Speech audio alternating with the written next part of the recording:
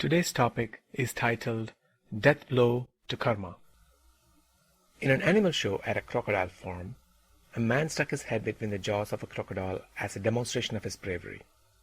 It worked fine until on a hot day, one drop of sweat from his forehead fell into the crocodile's mouth. The crocodile's natural predatory instincts kicked in, and it shut its jaw on the man's head. Thankfully, the other trainers jumped in and freed the man from the animal's jaws. He escaped with just a concussion and some deep cuts. It was a close call. In a similar manner, a drop of temptation can trigger the natural sinful reaction in us. Sinful reaction, besides causing suffering, is expected to accumulate bad karma. This puts a bigger separation between us and our final spiritual destination, moksha, mukti, or salvation. Thus the saying, sin results in separation from God. No wonder our philosophical books are filled with advices on how to minimize the rate of accumulation of bad karma. Buddhism points to craving as the root cause of suffering. Buddha identifies 8 steps to progressively rid us of cravings. Similarly, Adi Shankara's Bhaja Govindam goes into great depth in ridding ourselves of patterns that results in bad karma. There are many such teachings that focus on making us good progressively by removing the evil. Just by exploring the various writings and doing an honest introspection, we can conclude that sinful nature is alive and well within us. It is not if I have sinned, it is I sin because I have a sinful nature that is constantly battling within me. It is winning when I sin. Imagine we are in the middle of a raging flood. Our home is flooded, and we are taking in thousands of liters of water every hour. The progressive removal of evil is like taking a small cup to jettison the water. Though we work frantically, the water is coming in at a higher rate than the ability for us to throw it out. We are not able to begin serious cleanup until the raging flood begins to subside. In the same way, we are unable to beat the pace of sinful nature. We need the source to be shut off before we can attempt any serious cleanup. Just assessing the damage caused by sin in us can be discouraging sometimes. But wait, there is hope.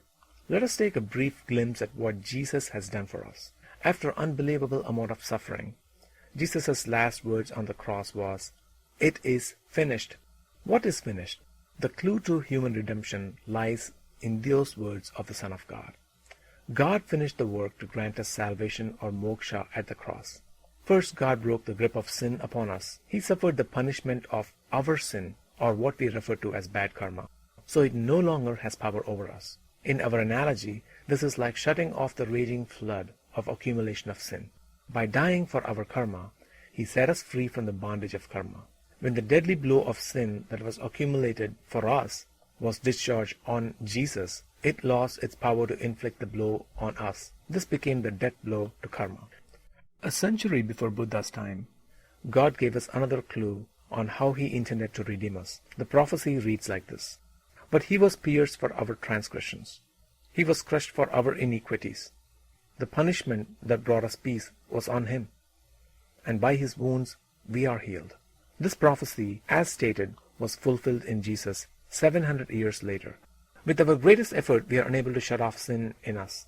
At best, we are able to make some progress, but that does not free us from bad karma. On the other hand, God shuts off the power of sin nature by becoming the sacrifice on our behalf. God completed the work that was impossible for us to do in our own strength. When we believe in Jesus' finished work, that faith opens the door for God's forgiveness. We are set free from sin or bad karma. Secondly, God also gives us a new nature with the goal of making us good, just like God. The new nature comes from God's Spirit, who comes to live inside us to make us holy. Since we are free from bad karma, we are now free to joyfully put all our effort in surrendering to God's leading. This enables God to finish the work He began in us.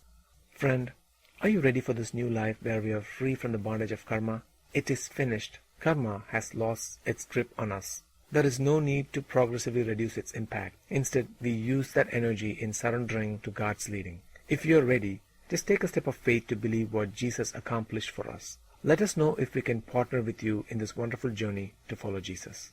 It is truly finished. Karma no longer has its grip on us.